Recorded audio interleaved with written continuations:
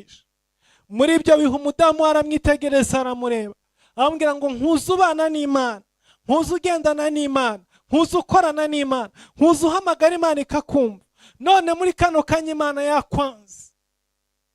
Icyaruta nawe nuko wayihakana akuka kanyuma wari usigaranye kakakuvamo ukipfira. Yoba aramuhindukira aramwitegereza aramubwira ngo twabonye ibyiza mu kuboko kw'Imana, ntago ibibi byaza ngo tuyiveho. Navuye mu nda ya mama nambaye ubusa, nzasubira mu nda y'isi ntako nambaye. Nta kintu nazanye muri iyi si mbuze muri kano kanya cyatuma nihakana Imana. Uvuge ngo ubwo nazaga kuri iyi si naje mfite ibi, none ko mbibuze ndabaho gute? Navuye mu nda ya mama nambaye ubusa kandi